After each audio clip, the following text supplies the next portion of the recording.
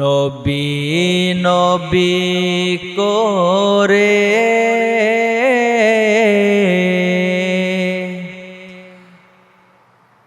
আর কত কাল আমি কাঁদব,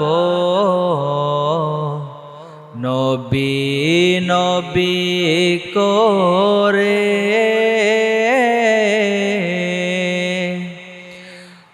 আর কত কাল আমি কাঁদব,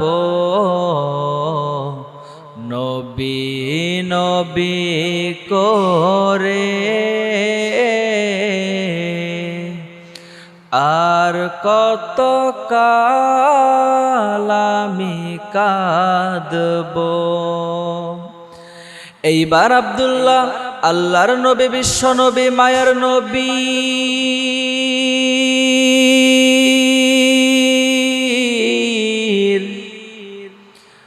দরজার পাশে গিয়া দাঁড়ায় আছে। বিশ্ব নবী মায়ার নবী কখন দরজাটা খুলবেন? বিশ্ব নবীর নুরানি মায়াবী চেহারাটা দেখার জন্য বিশ্ব নবী মায়ার নবী যেই মাত্র দরজাটা খুলছেন, দরজাটা খুইলা দেখেন দরজার পাশে আব্দুল্লাহ দাঁড়ানো। বিশ্ব নবী ডাক দেয়া বলেন, আব্দুল্লাহ রে, চারপাশে গভীর অন্ধকার রাত, কুয়াশায় ভরা কনকনা শীতের মধ্যে তবুও আবার তোমার গায়ে কোনো জামা কাপড় নাই, তুমি কেন আমার দরজার পাশে আইসা দাঁড়ায় আছো? আব্দুল্লাহ ডাক দেয়া বলেন, মায়ার নবী,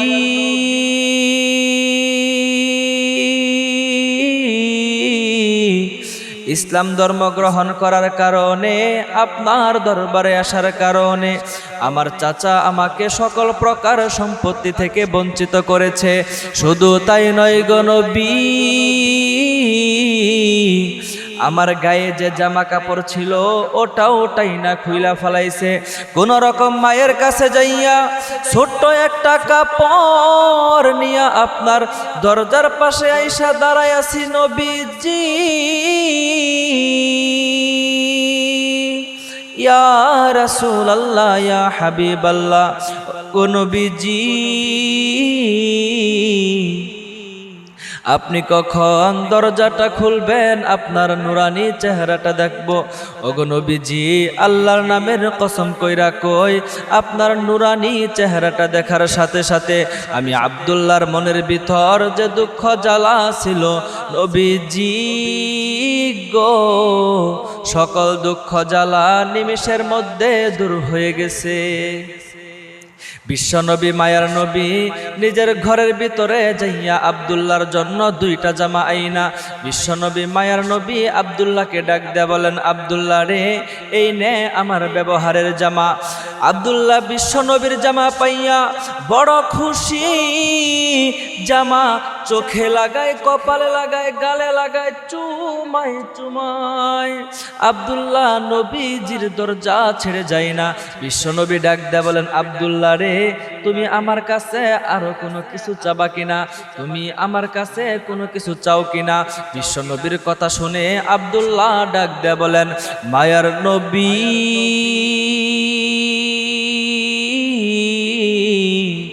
ইসলাম ধর্ম গ্রহণ করার পর থেকে যতবার আপনার দরবারে আসছি, ইসলাম ধর্ম গ্রহণ করার পর থেকে হাদিস কোরআনের যত কথা আপনার মুখ থেকে শুনছি, ওগো নবীজি, এটা ভালো করে বুঝে গেছি, নামাজ দিয়া রোজা দিয়া ইন্তেকাল করার সাথে সাথে মালিকের জান্নাতে যাওয়া যাবে না। হজ দিয়া রোজা দিয়া ইন্তেকাল করার সাথে সাথে মালিক ওই ব্যক্তিকে সাথে সাথে জান্নাত দিবে না। কিন্তু এমন একটা আমলের কথা আপনার মুখ থেকে শুনেছি, ওগো নবীজি, এমন একটা মৃত্যুর কথা আপনার মুখ থেকে শুনেছি, ওগো নবীজি, আপনি বলেছেন শহীদের সকল গুনাহ মাফ, ঋণ বাদ দিয়ে। ওগো নবীজি, আমার জিম্মায় তো কারো কোনো ঋণ নাই।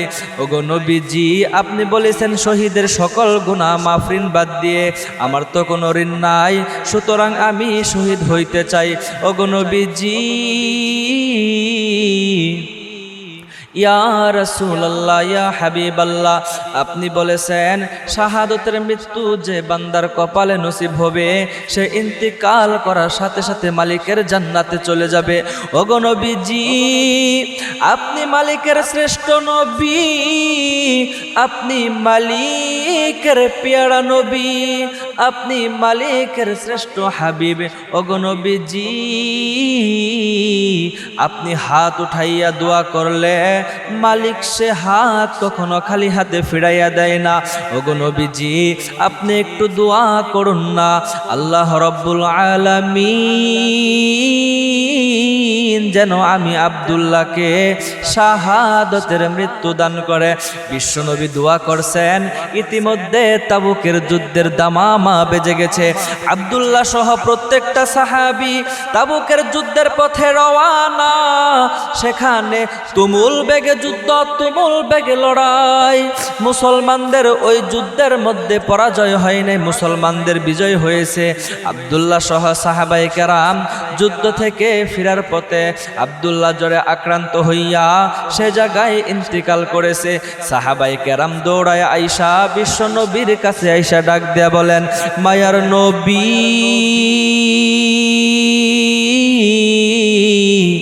যে সন্তানটা তামাম পৃথিবীর সকল কিছু ছাড়ছে, এমনকি বাড়ি থেকে লুঙ্গিটাও পর্যন্ত নিয়ে আসতে পারে নাই।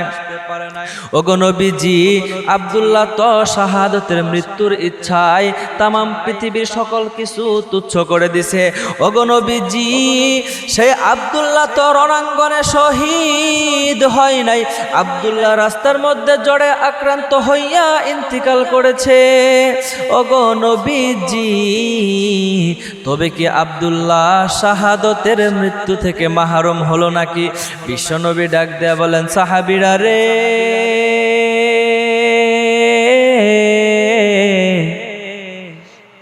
তোমরা জানো না রে সাহাবী, যদি কোনো বান্দা দিন বিজয়ের উদ্দেশ্যে ঘর থেকে বের হয়, যদি কোনো বান্দা কালিমার পতাকাকে উড্ডীন করার উদ্দেশ্যে ঘর থেকে জিহাদের জন্য বের হয়, ওই বান্দা যেখানে ইন্তিকাল করুক না কেন, সে বান্দা শাহাদতের মৃত্যু পান করে। সুতরাং আব্দুল্লাহ শহীদ। ও সাহাবীরা রে, আমার আব্দুল্লাহর লাশ কোথায়? আমার আব্দুল্লাহর লাশটা নিয়ে আসো। আমি নবী নিজে জানাজা পড়াইব, আমি নবী নিজে আব্দুল্লাহর কবরে নামব। ও মুসলমান, একটু ভালো করে বুঝবেন সাহাবায়ে কেরাম কেমন ঈমানওয়ালা হয়েছে, সাহাবায়ে কেরাম নবীজিকে কেমন আদর্শ আর নিজের মডেল হিসাবে গ্রহণ করেছে। তাদের মৃত্যুর সংবাদ শুনে আল্লাহ রব্বুল আলামিন ফেরেশতাদেরকেও ওই আসমান থেকে দুনিয়াতে জানাজা দেওয়ার জন্য পাঠায়। ও মুসলমান, আব্দুল্লাহর লাশটারে কাফনের কাফন পড়াইয়া যখন খাটিয়ার মধ্যে চড়াইয়া আব্দুল্লাহর লাশটারে জানাজা দেওয়ার জন্য লইয়া যায়, সাহাবায়ে কেরাম সহ রাসূল সাল্লাল্লাহু আলাইহি ওয়াসাল্লাম হাইটা হাইটা যাইতেছেন।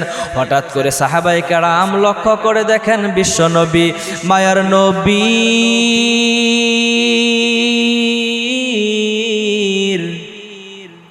পরিপূর্ণ পা জমিন থেকে ওঠে না।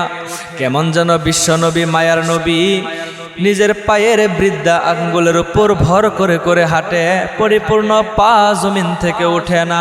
সাহাবায়ে কেরাম আয়েশা চতুর্দিক থেকে বের করছেন, ওগো নবীজি, ইয়া রাসূলুল্লাহ, ইয়া হাবিবাল্লাহ, আপনার পায়ে কোনো সমস্যা নেই নাকি? আপনি অসুস্থ হয়ে যাচ্ছেন নাকি আপনার কোনো স্বাস্থ্য কোনো সমস্যা? ওগো নবীজি, আপনার তো পরিপূর্ণ পা জমিন থেকে ওঠে না। বিশ্বনবী ডাক দিয়ে বলেন, এই সাহাবীরা রে, তোমরা জানো না আমার আব্দুল্লাহর শাহাদতের সংবাদ যখন ওই আসমানে পৌঁছে যায়, আমার আব্দুল্লাহর শাহাদতের মৃত্যুর কারণে আমার আল্লাহ রব্বুল আলামিন আমার আব্দুল্লাহর প্রতি রাজি আর খুশি হইয়া এই পরিমাণ ফেরেশতা আসমান থেকে দুনিয়াতে আব্দুল্লাহর জানাজা দেওয়ার জন্য পাঠাইছে। সেই ফেরেশতাদের ভিড়ের কারণে